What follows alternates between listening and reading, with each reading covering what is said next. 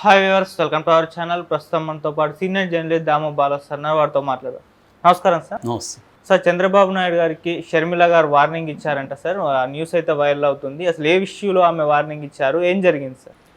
అంటే షర్మిల నిన్న సాక్షి పేపర్ పెట్టుకొని మాట్లాడింది. అందులో ఏముందంటే తల్లికి మోసం చేసిన చంద్రబాబు అన్నట్టుగా రాశారు.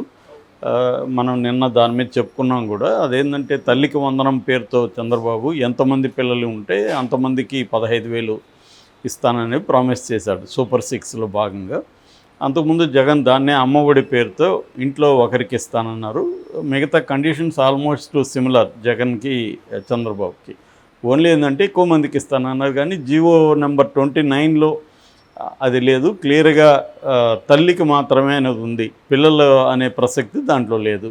సో దానికి సంబంధించి ఆ తర్వాత నిన్న విద్యాశాఖ కూడా క్లారిఫికేషన్ ఇచ్చింది. దీని గురించి ఇంకా మేము ఏది కూడా ఫైనల్గా చేయలేదు, కాబట్టి ఇప్పుడే దీన్ని మీరు ఇష్టం వచ్చినట్టు వ్యాఖ్యానించకండి అని. కానీ ఆ జీవోని చూస్తే మాత్రం అలాగే ఎవరైనా వ్యాఖ్యానిస్తారు. జీవోలో క్లారిటీ ఉండాలి కదా, పిల్లలకి అని లేదు ఆడ. ఓన్లీ ఏంటంటే తల్లికి ఆధార్ కార్డు ఉండాలి, ఆధార్ కార్డు లేకపోతే అప్లై చేసుకోవాలి. అప్లై చేసుకొని ఉంటే 10 రకాల కార్డులు ఇతర కార్డులు చెల్లుతాయి ఆధార్ వచ్చే వరకు అనేది ఉంది దాంట్లో. అట్లాగే బీపీఎల్ కింద ఉండాలి, 75% అటెండెన్స్ ఉండాలి. ఈ కండిషన్స్ ఉన్నాయి.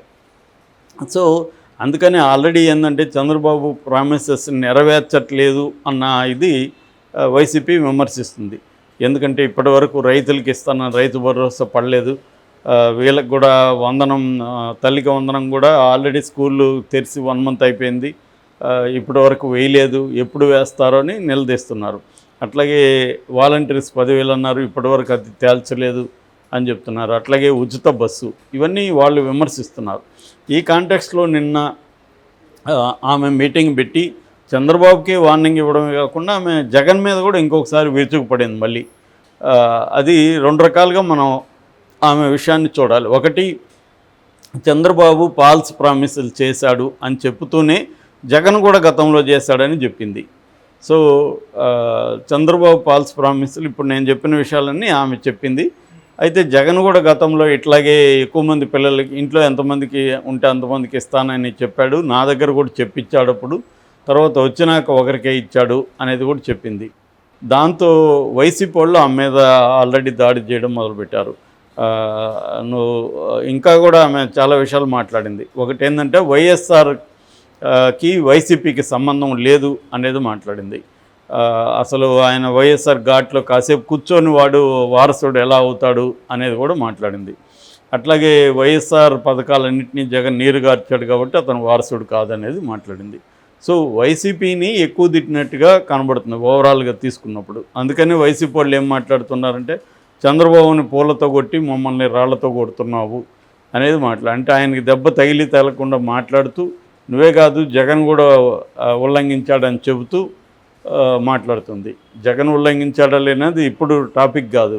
ఇప్పుడు టాపిక్ ఏంటి, చంద్రబాబు ఉల్లంఘించాడా లేదా అనేది కదా నువ్వు మాట్లాడాలి. అది కాకుండా జగన్ ఎప్పుడో ఉల్లంఘించాడని మాట్లాడడం అంటే జగన్ విమర్శించే హక్కు లేదని మాట్లాడుతున్నావు. నువ్వు ప్రజల తరపున నిలబడి మాట్లాడాలి. ప్రతిపక్షాన్ని నువ్వు విమర్శించడం వల్ల నీకేంటి, ప్రజలకేంటి లాభం?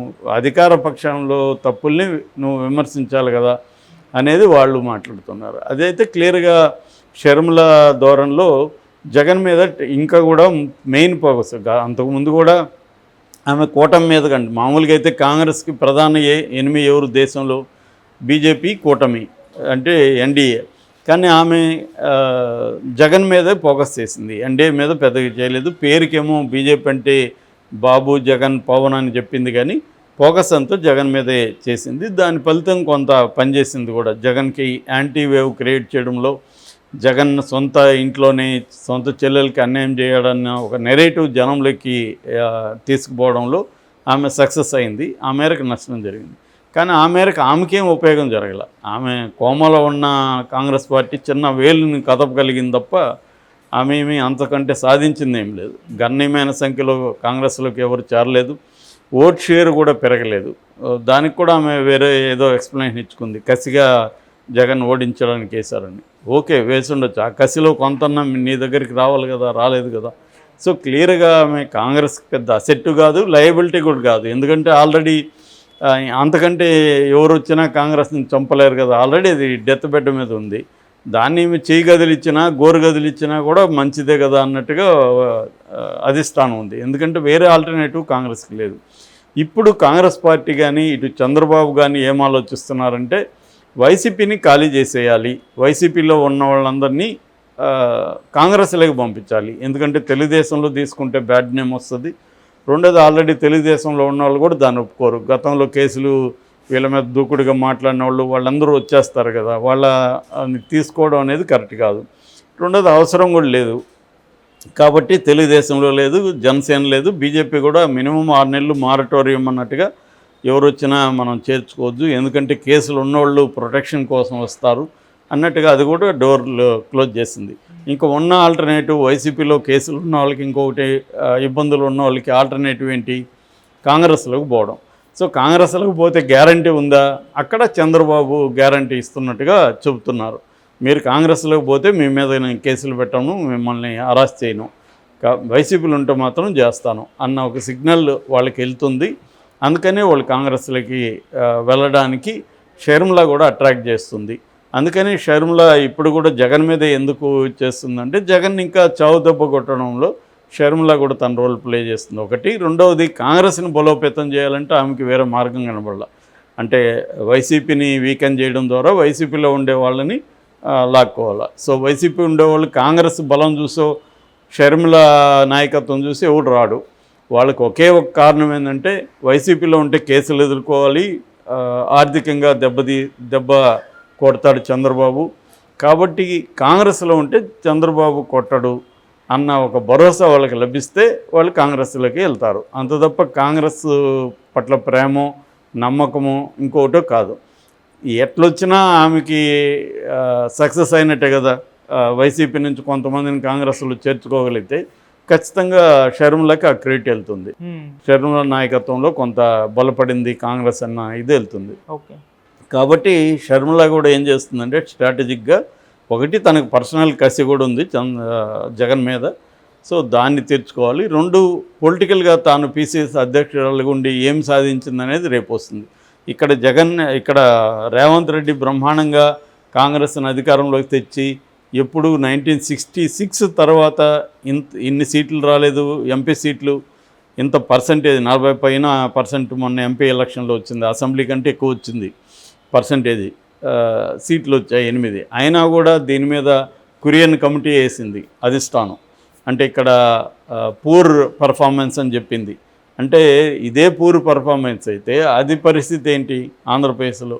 కాబట్టి ఏంటంటే షర్మిల ప్రూవ్ చేసుకోవాల్సిన అవసరం ఉంది. ఇప్పుడంటే నాకు ఎక్కువ టైం లేదు, మొన్నే వచ్చాను, సో 1% కూడా లేని కాంగ్రెస్కి 2% తీసుకురాగలిగాను కదా అనేది ఆమె చెప్పుకోవడానికి అంత పనికి వస్తుంది. కానీ ఇది సరిపోదు. ఇప్పుడు ఆమె రిజల్ట్ చూపించాలంటే కాంగ్రెస్ స్ట్రెంగ్త్ పెరగాలి. సో వైసీపీని ఖాళీ చేసి వైసీపీలో నుంచి కాంగ్రెస్లోకి మనుషులను తీసుకురావాలి. దానికి చంద్రబాబు కూడా హెల్ప్ చేస్తాడు. ఎందుకంటే చంద్రబాబు కూడా జగన్ని నేలమట్టం చేయడమే చంద్రబాబుకు అవసరం. ఆయన భాషలో చెప్పాలంటే జగన్ అనే ఒక భూతాన్ని కంప్లీట్గా తొక్కేయాలి. కాబట్టి ఆయన హెల్ప్ చేస్తాడు షర్మిలకి. ఆ మేరకు అందుకని ఆయన హెల్ప్ చేస్తాడు. కాబట్టి చంద్రబాబు మీద ఈమె గట్టిగా అటాక్ చేయకూడదు. ఇది ఒక అండర్స్టాండింగ్తో వెళ్తుంది ఇక్కడ. అందుకని ఏంటంటే రాజకీయ పార్టీలు వాళ్ళ ప్రయోజనాలు చూసుకుంటారు తప్ప ఇక్కడ వేరే ప్రజల ప్రయోజనాలు అనేవి ఎప్పుడు ఏ రాజకీయ పార్టీకి కూడా మెయిన్ కాదు. ఎవరో కూడా పీపుల్ సెంట్రిక్ అప్రోచ్ అనేది ఏ రాజకీయ పార్టీకి కానీ ఏ రాజకీయ నాయకుడికి కానీ ఇవాళ లేదు. ఇవాళ అందరూ ఏంటంటే వాళ్ళ అధికారం నెక్స్ట్ ఇప్పుడు అధికారంలో ఉండాలి, నెక్స్ట్ రావాలంటే ఏం చేయాలి, అట్లాగే వ్యక్తిగతంగా తాము బాగా డబ్బులు సంపాదించుకోవడం, 1000 కోట్లు ఎట్లా ఈ 5 ఏళ్లలో సంపాదించాలి. ఎందుకంటే రేపు పొద్దున క్రైసిస్ వస్తే కాపాడేది డబ్బులే ప్రధానంగా. కాబట్టి ఇవి చూసుకుంటారు వాళ్ళు తప్ప ప్రజల కోసం ఏం చేయాలనేది ఏముండదు. ప్రజల కోసం ఏం చేయాలని చేసినా కూడా అది తమకు ఉపయోగపడితేనే చేస్తారు. సో ఈ కాంటెక్స్ట్లో చంద్రబాబు ఖచ్చితంగా షర్మిలకి హెల్ప్ చేస్తాడు, షర్మిల చంద్రబాబుకి హెల్ప్ చేస్తుంది. వాళ్ళ అవసరాలు, ఇద్దరి అవసరాలు అలాగా ఉన్నాయి. Thank you so much sir.